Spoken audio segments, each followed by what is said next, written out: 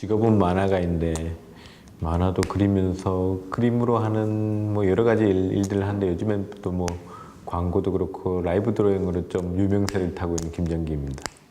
라이브 보통 드로잉이라 그러면은 그림을 그리는데 가장 기초 작업 중에 하나예요. 근데 예전에는 그냥 그런 기초 작업 중에 하나로 인식되던 것들이 이제 좀 현대에 오면서 드로잉이라는 장르도 하나의 예술 장르로 인정받고 있고, 그 중에서도 이제 제가 보통은 어떤 큰 작업을 하기 위해서 베이스 작업이죠. 그냥 스케치하고 아니면 그 과정에 필요한 것들을 다시 많이 드로잉해보고 스케치하는 과정들인데, 그 과정을 이제 라이브로 그리면서 현장에서 이제 그리는, 그러니까 예전 작가들, 예전 이제 보통 일반인들은 보통 완성된 작품을 보는데, 저 같은 경우에 완성돼가는 과정들을 다 볼 수 있는, 그러니까 라이브로 그런 것들이 약간 좀 드로잉이 접목돼가지고 제가 잘할 수 있는 드로잉하고 접목해가지고 그림 그리는 과정들을 이제 구경꾼들, 이제 보는 사람들하고 같이 공유하면서 같이 볼 수 있는 그런 장르예요. 또 이제 라이브 드로잉이라고 만든 이걸 뭐 해야 되겠다라고 한 게 아니라 2011년도에 부천 국제 만화전이 있었는데, 부천에서 거기서 부스를 하나 얻어가지고 이제 얻게 됐어요. 부스를 하나. 그래가지고 보통 다른 작가님들은 막 자기 작품 액자해가지고 이제 벽면에 걸고 막 그런 거였는데, 저희 대표님하고 저하고 아이디어를 낸 게, 그렇게 남들 다른 작가님 하지 마시고 그냥 종이 3면에다 붙여놓고, 하얀 종이 붙여놓고 행사 기간 동안 계속 그림 그려서 하자고. 그래가지고 그림을 그렸고 또 그걸 이제 촬영해가지고 장난스럽게 유튜브에 올렸는데 파급 효과가 될 줄 몰랐어요. 그때부터 이제 막 라이브 드로잉 뭐 프랑스 초청되고 여러 나라 초청 나가면서 라이브 드로잉 일을 많이 하게 된 것 같아요. 보통 그런 거는 잘 없고요. 보통 물어보는 경우가 되게 많았어요. 초창기 때는. 이제 구경 오신 분들에게 뭐부터 뭐 그려드릴까요? 그러면 막 말해주시면, 그러면 만약 그걸로 이제 시작하는 거예요, 이야기를. 뭐 코끼리를 그려주세요. 그럼 코끼리 하나 그리고, 코끼리 하나 그리면은 뭐 코끼리 옆에 무슨 행진, 예전에 뭐 인도 같은 분이 무슨 행사 분위기면 코끼리에 사람도 태우고 뭐 다른 것들도 태우고, 그 옆에 그 분위기에 맞는 집들도 그리고 거기에 상황에 맞는 사람들이라든지 뭐 이런 것도 계속 연결해서 그려요. 그런 경우도 있고, 또 어떤 때는 또 주제를 주시는 경우도 있어요. 어떤 행사에서는 뭐 이런 거 그려달라, 뭐 그런 경우도 있고, 광고나 뭐 CF나 이런 거에서는 당연히 그 회사 이미지가 어떤 게 그려졌으면 좋겠다, 뭐 이런 것들, 뭐 그런 거 그려드리고. 전시회 같은 것들 준비할 때는 이제 제가 평소 때 그리고 싶었던 것들을 많이 그리거든요.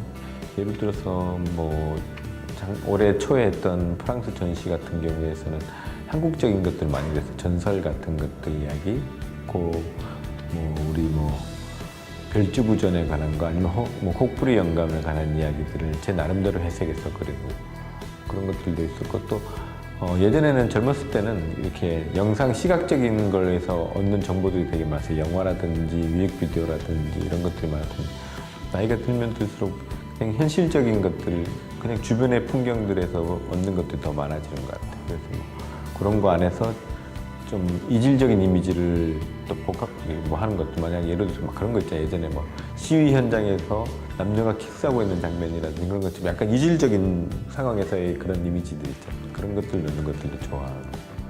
저는 계속 갖고 있는 것들은 사람에 대한 이미지들을 되게 많이 그리려고 그래요. 보통 포즈라든지 표정 이런 거에서 손동작 하나만으로 이 사람의 지금 감정이 어떤지, 어떤 상황인지, 그리고 두 사람만 앉아있어도 무슨 대화하는지 되게 궁금해요. 표정만 보더라도 지금 좋은 이야기를 하고 있다, 아니면 좀 비밀스러운 이야기다, 아니면 남녀가 헤어지고 있다는 표현도 다 할 수 있는 거니까. 그런 사람들의 포즈라든지 공간의 분위기, 그런 것들, 그리고 그런 분위기에 맞는, 아니면 또 이질적인 이미지를 넣는 것들에 대해서 연구 많이 하고, 약간 뭐 자연적인 거에 기계적인 이미지를 섞는다든지, 아니면은 그런 거 있지 않습니까? 뭐 기계적인 거하고 동물적인 거. 동물 그림 워낙 좋아하니까 동물이나 사람을 약간 어떻게 잘 엮어보려고 합니다. 저는 작업은 되게 아날로그적이에요. 그냥 저는 컴퓨터로 작업을 안 하거든요. 그냥 손으로 계속 그리고 있기 때문에. 근데 제가 제 그림을 알리는 방식은 대단히 지금 현대에 딱 어울려요. SNS 활동이라든지 페이스북 같은 것들을 되게 많이 해가지고 해외 활동이라든지 이런 것들도 그런 식으로, 아니면 지금같이 뭐 그림 같은 거는 뭐 페이스북이나 다른 인스타그램 같은 라이브로 이렇게 보여주거든, 그런 활동들. 그러니까 요즘은 자기 PR 시대라고 하지 않습니까? 저도 운이 좋아서 만약 예전이었으면은 그냥 혼자서 계속 그림만 그렸을 것 같아요. 자기 작업실에서. 근데 이런 홍보할 수 있는 공간도 워낙 많아졌고요. 또 자기 그림을 소개할 수 있는 공간도 많아졌고 그래서 자기가 조금만 좀 더 부지런하고 이러면은 자기 그림을 세계 여러 사람들이 내 그림을 볼 수 있고 그런 시대가 됐기 때문에 이제는 자기를 광고할 수 있는 되게 쉽게 광고할 수 있는 시대인 것 같아요. 그만큼 또 자기 약점을 또 쉽게 드러낼 수 있어요. 그러니까 자기가 어느 정도 자기가 관리가 잘 돼가지고 자기가 좋은 작품을 보여줄 수 있는 그 상태만 된다 그러면 예전보다는 훨씬 더 활동하기 좀 더 좋은 시대인 것 같습니다. 그래서 젊은 작가분들이라든지 아니면 이쪽으로 나가시려는 분들이 그런 거에 대해서 그런 SNS 같은 거라든지 자기 홍보를 좀 더 잘하고 잘할 수 있는 것도 그리고 외국하고 이게 아시아 쪽 작가들의 차이가 외국 작가들은 자기 그림을 보여주는 데서 되게 적극적이거든요. 근데 특히 아시아권 작가들이 약간 부끄러워하는 게 많아요. 특히 우리나라 작가분들은 못하는 과정을 보여주는 걸 되게 싫어하는 것 같아요. 부끄럽고. 근데 못하는 과정도 보여주면서 발전해가는 과정도 계속 보여주면 그게 더 좋은 거거든요. 그러니까 지금 못하더라도 계속 꾸준하게 자기 그림을 계속 노출시키고 보여줄 수 있고 자기가 커가는 과정을 보여줄 수 있다는 게 지금 IT 시대에서는 되게 좋은 활동할 수 있는 되게 좋은 시대인 것 같아요. 광주 콘텐츠 코리아 랩 화이팅!